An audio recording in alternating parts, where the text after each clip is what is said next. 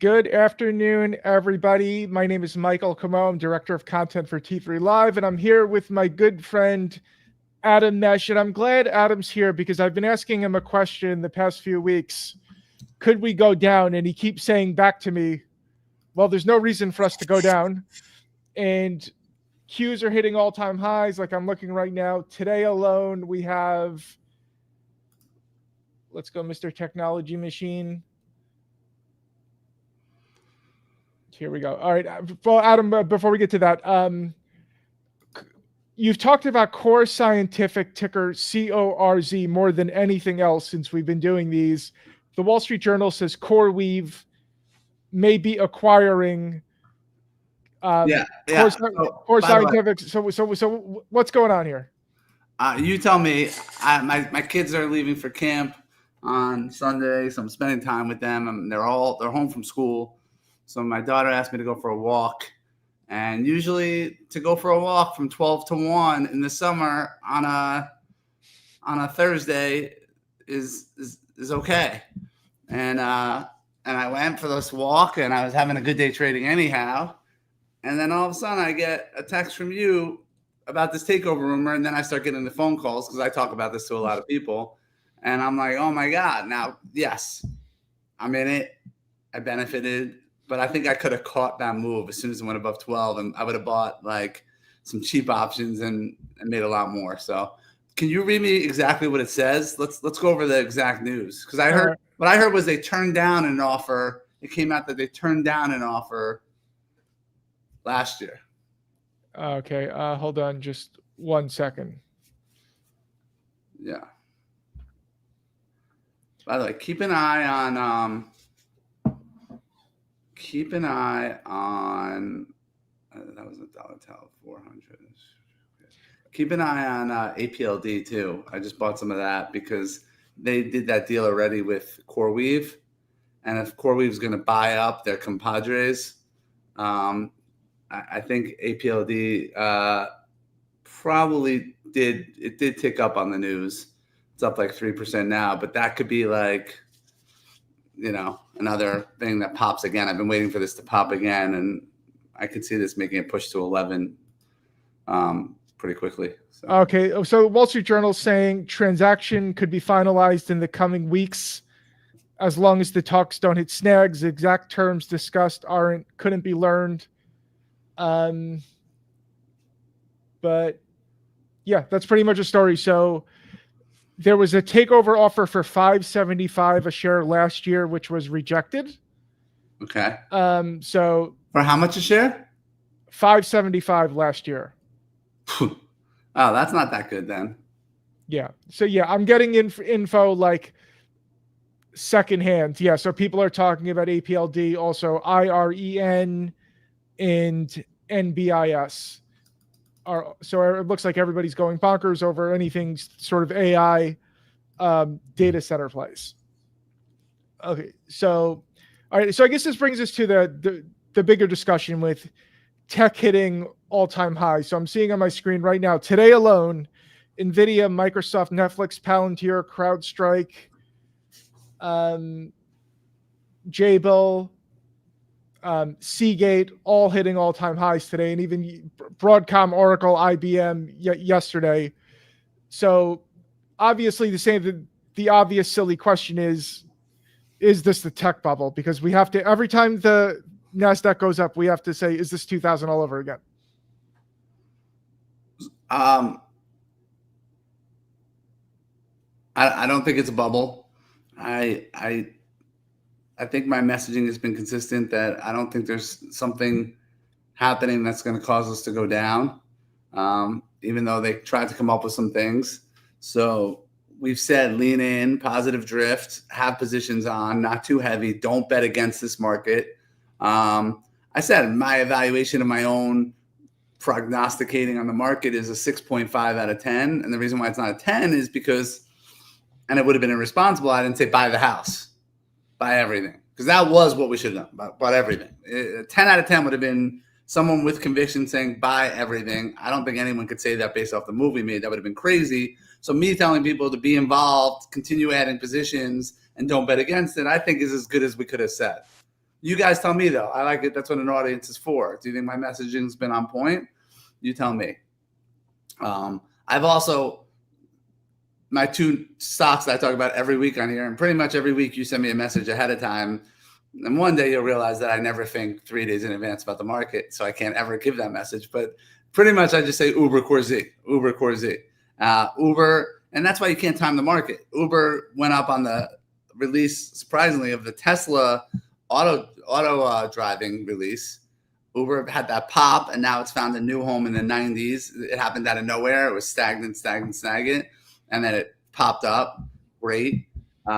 Core Z makes sense. The only interesting thing about this Core Z play that I'm going to have to think about is, how much leverage does CoreWeave have in telling them we're going to buy you? Because Core Z is a business built off of CoreWeave. So at a certain point, if CoreWeave's like, if you don't sell to us, we're going to stop using you, then Core Z could have a big problem. So I don't know. Yeah, it's always tricky with these little tech companies with customer concentration, because like it is interesting because eventually CoreWeave is going to put the screws to them one way or another. Right.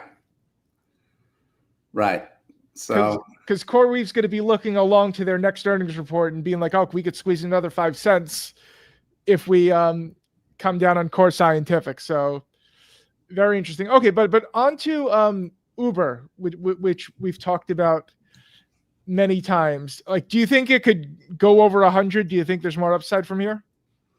Yeah, I said my price target for this year is 120 on Uber, based on nothing other than what I think it's going to be at. I'm not a fundamental trader, so I just think it's going to continue to go. Yeah, I mean, I think Uber is just, what'd you say the other day? The database too, Yeah, I mean, well, I do think the most interesting thing with that Uber has is how tens of millions of people that have their credit card information stored in the Uber app that are used to opening the Uber app to go take cars wherever. So like, they're doing Waymo in Austin. So who's to say that in like 5 or 10 years, Uber's not the front end for the whole like driverless car thing, like robotaxis. It could be you open up your Uber and you order it from any one of 10 taxi companies. I mean, it's the same like Amazon, where if you want to buy like a hat on Amazon, you could buy the same hat from 20 different sellers. So, I mean, that's the way I look at Uber. Uber is like Netflix, but not as much potential realized yet. Yeah, yeah, I mean, it's definitely an interesting comparison. I remember there were times where people thought 10 years ago where people thought Netflix was done. Well, Netflix reinvented an industry.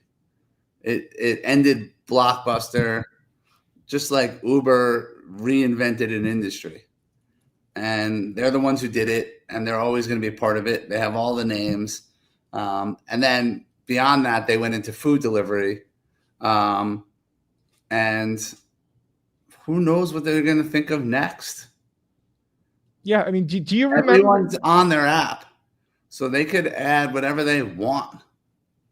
I mean, it's Uber. I'm a big fan. I think I certainly wouldn't bet against it, and it's going higher. It's never enough. That's the thing. On days like today, when I look at Uber sitting at 93 now, we've talked about it in the 70s. We've talked about it in the 80s. We've talked about it in the 90s. I mean, if you want to go back years, I've talked about it in the 20s, 30s, and 40s. But, it's never enough, right? If you're patient, it's just about when things happen. Core Z, we're talking about Core Z at 6, 7, 8, right? Never enough. Dude, I bought 400 calls in SoFi the other day. I saw where we were And I saw the two Republican Fed people come out and say like they could see a raise as early as July, which in my mind was tantamount to a possible surprise rate cut. And I'm saying that right after the Fed announcement. And I'm like, now we're going through the highs. And the market was up, and I didn't want to buy the Qs, but I was like, well, okay, so interest rates affect SoFi. SoFi should benefit. And I bought 400 of the 1550 calls for 20 cents, risking $8,000. And SoFi is now at 1554. So those 400 calls are worth, sorry, for June, SoFi.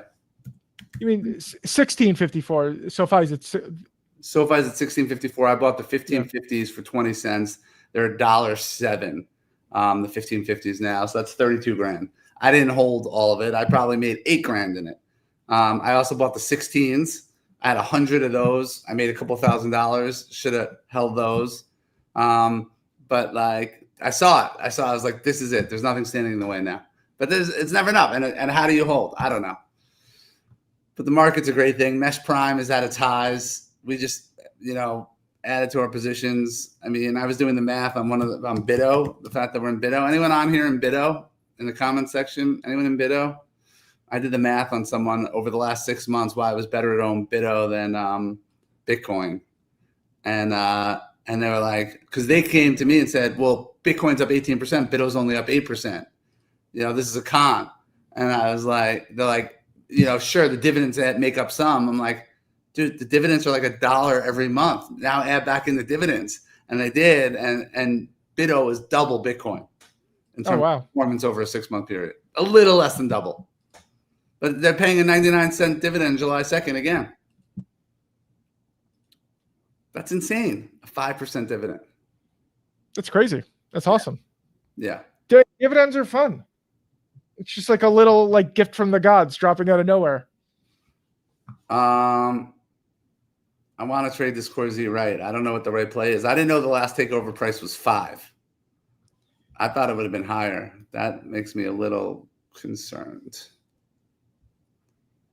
No? I mean, who the hell? I mean, who knows? At this point, who knows? Because if they've been having these talks, they didn't just start them this morning. So they could have started months ago when it was at 10 or whatever. So, who knows? It could be anything. I think, yeah. I had 18 in my head, and I think now maybe I was giving them a little too much credit. Mark, the question is, will Uber stay as it is, or will they split up into multiple companies based on their function at some point, i.e. taxis versus Waymo and Eats versus DoorDash? Who really knows? I don't, Mark. But it is funny, Adam. Did you actually have Netflix back when it started? I remember they used to mail out DVDs. Yeah, well, no. I had 10,000 shares of Netflix at an original price of 11. Oh God! So that you would have been a billionaire. That's the problem with being a day trader. The amount of stuff at that time that we were in and out of that you could look back on is, I don't know how we stay sane. I mean, I think that's a funny thing about any time you buy something really low. I remember there, and then you sell out of it for a 20% profit, and then it goes up tenfold. I remember buying stocks in 2008, making 20% in a week and feeling smart, and then they would quadruple in the next year. That happened to me with BlackBerry. I think Green Mountain Coffee, stocks like that, where I'd feel real smart, and then all of a sudden, it goes up 10x. Yeah. But you have a long-term portfolio, correct? Yeah. But I guess it doesn't have the same kind of juice versus, I don't know, the short-term gains. I think it's, I don't know, if you won a race where you were in the back seat of the car versus the front seat, wouldn't it be a different feeling if you were driving versus a passenger winning a race? I mean, I think it might be more I think the better comparison might be like drag racing versus No, well, going across the country. my account is the one I control. So that's the only thing I take credit for. Everything else is like what it's supposed to be. But like, you know, with the money that's managed, you're never too heavy in one position. It's properly allocated. But yeah, no, I'm in some good stuff. Like I'm up like my financial advisor has had me in Nvidia.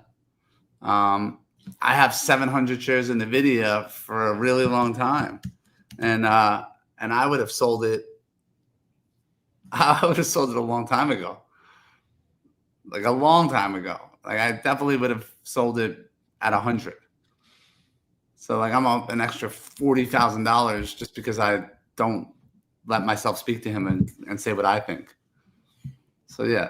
But like I didn't have 10,000 shares of that. Like and they're never buying 10,000 shares in Nvidia, 10,000 shares in Netflix. You know, I as a day trader had 10,000 shares in Netflix. It's different. I don't know. Yeah, I think maybe that's a plan for like the next market lows. Like the next time there's an actual crash. Like what am I going to buy 10,000 shares of? I couldn't even hold $8,000 risk in SoFi for 3 days. So what am I talking about? You think I would have held Netflix from 2009 till now, or whatever it was? No way. Wait, so when is the longest like you've ever held a stock? American Express. American Express, I bought and just forgot about it, and now I'm up so much it doesn't matter what it does. You would have to hold past the point of ever caring anymore. Like you're up so much that like you can't even lose. And that's like my American Express trade. I've been in it for so long, literally like 20 years. It doesn't even matter what happens. It's interesting you mentioned that one specifically because that's a stock I've always regretted not buying on a big market dip because it just seems like one of those companies that knows what the hell they're doing and they're just going to keep on going forever. That and Costco is the other one. Like more recently, my best hold has been ASTS. I don't have a lot, but I got involved in that at like between 10 and 16. I saw it at 9, and it was holding at 27 for a while. It was just at 30 something, and now it's at 50. Well, I mean, like talk about your tough stocks to hold. I mean, that's definitely because a lot of people got shaken out. Because I know because a lot of people inside the little T3 universe trade that stock, and we see in our trading rooms, a lot of people are like, you know, I gave up on ASTS at 24, and then it just more than doubles. Right. Yeah. So it's the ability to stay in is it's impressive. You got to get past that point. You know, there's like qubits I'm going to be able to stay in. Like I had thousands of shares of qubits. I was in it from like below $2. And so now I have like 400 shares. And so I'm just going to hold that, you know, like my promise to myself was I will just never sell it. It's been at 18. It's been back at 7. I'm getting better at holding. Okay. But doesn't it kind of depend on the stock? Because something like qubits and American Express or Nvidia, they seem like completely different universes to me.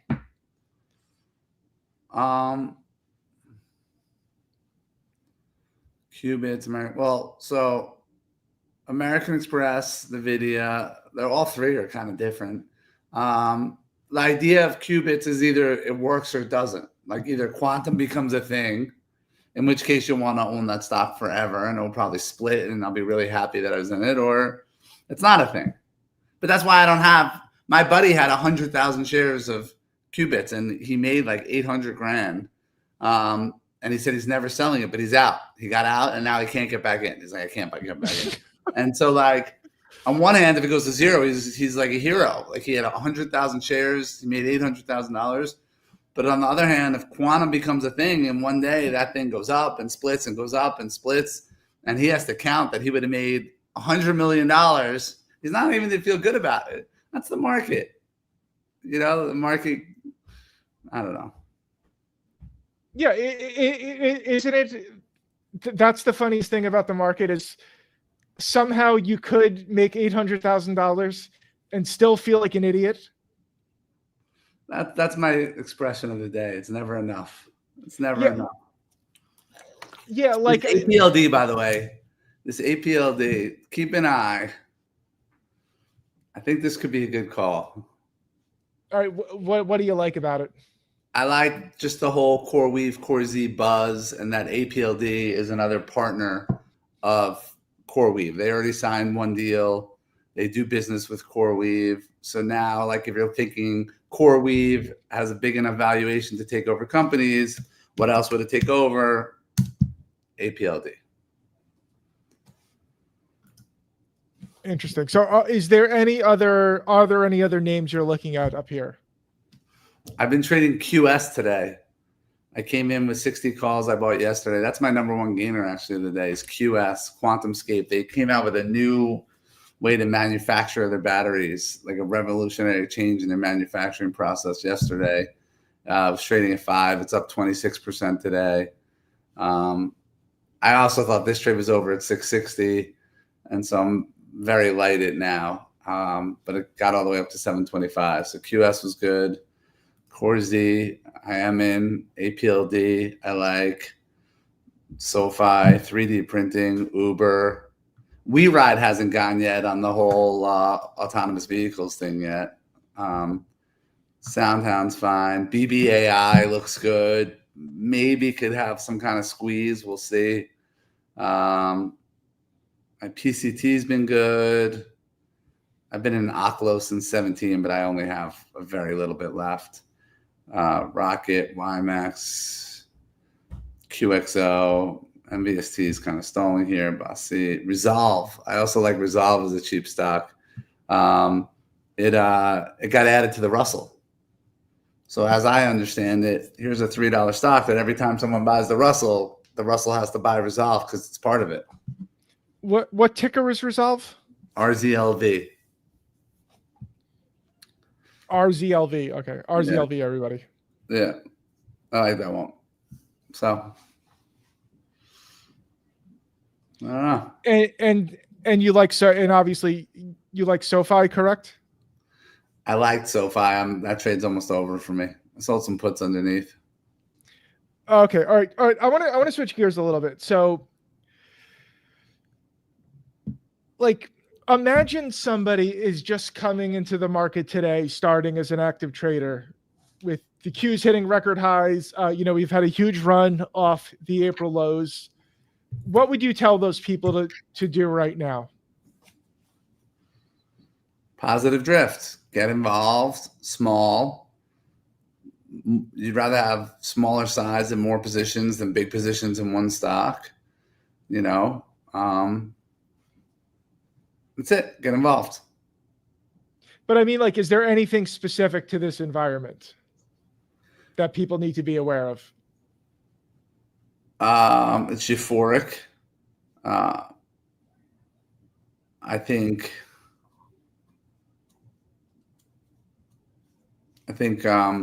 if you feel like you missed something, you could sell a put underneath as a compromise. Don't bet against it. Don't ask yourself, like, how much higher can we go? And just, I don't know, participate. Right? Like, you got to participate. Yeah. I do think that the euphoria topic is interesting because it always feels like whenever there's euphoria, there's more to come. I think people always are in a rush to say the party's over. And I mean, I'm part of that because I have to ask that question like 19 times a week. Hey, we're up a lot. You think we're going to go down soon? Right. Which could be just because it's like, it's the next logical question. But I mean, this seems like it's been a hated bull market. I don't know. I hear it, and usually I get it. I've been saying every time, I don't see it. I don't even see what the catalyst would be for us to go down right now. I think I think at the end of the day,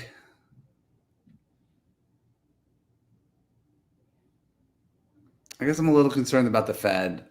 I don't want Trump to weaken Powell by announcing a new Fed president early. I think Powell's done an unbelievable job with everything. I think he's awesome. So, yeah, I don't want Trump to weaken Powell, but yeah, Well, I think maybe if people were bearish the market, they were bearish the president, because I think this president has done more, made more decisions instead of talking and not doing anything, whether you love him or hate him, than any president I've ever known in my lifetime. Like the amount of action, the amount of things that he does, for good or for bad. And I see both. I see both. But you know, if you're betting against him and you think you should bet against the market because you're betting against him, you've been wrong. I mean, look at NATO. He just showed up in NATO. He sounded insane when he was talking about, oh, NATO's got to pay their share, otherwise we're out of NATO. What? We're out of NATO? We're out of the alliance with Europe? Are you crazy? Next thing you know, he goes to NATO. They're calling him Papa. They're all paying 5%. They're saying he's right. We had to pay, right? Iran's Ayatollah's in hiding. He's sending messages from like a hidden thing because he's afraid. They're making a deal. All their proxies are stepping down. I mean, and everyone's the trade war is like, we're winning it. Like anything you would have bet against, you were wrong, and he just keeps being right. You know? Yeah, I think people really need to read The Art of the Deal, because this is all laid out. Because his game plan for everything is basically come in acting like a lunatic. And I will get political. I will get political, by the way, on this call. I don't care. I'm going to get political right now. All right. Do you want to hear the biggest threat to the market? The biggest threat to the market? And I just give you. Can I guess? Can I guess? Yes. Is it our new New York City mayor? Mayor candidate. Yeah. If that lunatic becomes mayor of New York, I mean, I want out of all my New York bonds. I heard someone on CNBC today saying people already put all buying of apartments on hold pending the election. A socialist mayor of New York, which is the number one capitalist place in the world. I mean, that means that we've been infiltrated. That means that our youth, because it's all the youth voted for him, that there's like some kind of bad education, maybe DEI crap that got through and brainwashed these kids, and they think like America isn't great and we need to be a socialist, and then we're all, that's not good. That is not good. That really scares me. The hilarious thing is, of course, he's a rich kid.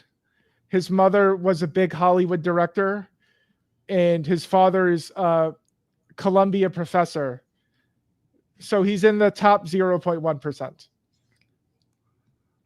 I mean, I just. So I'm assuming my guess is wrong. So what is the big threat? No, you were right. That was it? Yeah. I'm a genius, but you were right. I do have. Can I make a shocking prediction? Yeah. I think they're going to run one of the Trump kids against him for mayor. Wow. That would be. I don't think that's the move in New York. When I think about the timeline of our simulation, I think something crazy like that could happen. My only concern is I think he would lose in election in New York, because I think all the Dems who voted for Cuomo would vote elsewhere, plus all the Republicans. And like they said, Eric Adams won with over 800,000 votes, and this guy got 400,000 and that's all he's getting, 400 plus thousand. The only thing would be is if two candidates ran against each other and then canceled out each other's votes, which is kind of what happened with that other guy, Brad, who came in third, loser. If he didn't run and Cuomo got his votes, he would have won.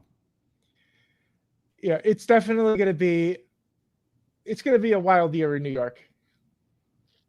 You know, it's the same on both sides. Like the Democrats are going more to the left; they should go more to the middle. Republicans should go more to the middle too.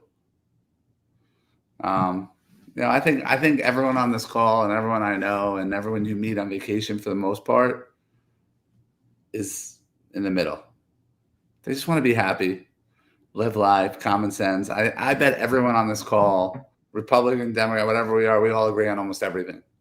I really do. Yeah, I think it's fringes that influence the politics because they're the loudest voices. But I think for the most part, people are normal and friendly. And if you've ever been on vacation by a pool and you look up, everyone's just happy, wants to shoot the shit and be good. Nobody's looking for trouble. You know, I do think it's the fringes that make everyone look bad. Yeah, absolutely. The most miserable people in the world are the ones that walk around looking to argue over politics. I'm sure I'm talking about some of you people listening. I'm talking about some of your family members, but these are the most insufferable people are the people that go around looking to pick fights over. I think most people just don't want anything to break. Like, keep the economy going. Let's not get into unnecessary wars, and things will probably be okay. I don't know. It's an interesting conversation. But yeah, but we have to remember there's plenty of time until election season. So the dirt slinging is going to start. It's going to get real messy. And it is funny how many people are saying things like, I can't believe I'm a fan of Eric Adams now. Because he's ridiculous in his own way. How so? He says a lot of really bizarre, crazy things. Like, I mean, do you remember when they asked him about what comes to mind when you're in New York? And he said anything could happen. Planes could crash into the Twin Towers or a new business could open. He's definitely like off kilter. He just says he says absolutely ridiculous things. That does sound like a ridiculous answer. It sounds like I'll text you the video when we get off this, but I'm not making it up. He really said it. He's absolutely batshit crazy. But now he's looking normal. All right, guys, we got to wrap up. So if you want to get a look at Mesh Prime, so you can follow Adam's trades, like all these fun things he's doing in CoreZ and Uber and these other names, there's a link down in the description below. Go down there and click it. All right. Mesh Prime is in CoreZ. Mesh Prime is in Uber. We're in Resolve. We're in Bido. We're in PCT. We're at our highs. It's been a good ride. Anyone who's not in should absolutely be in. Absolutely. Click the link below before we take it away. We're going to come to our senses. We're not going to let any of you people in. Okay, Adam, thanks as always. It's been fun. Everybody have a wonderful afternoon and good luck out there. See ya. Bye, guys.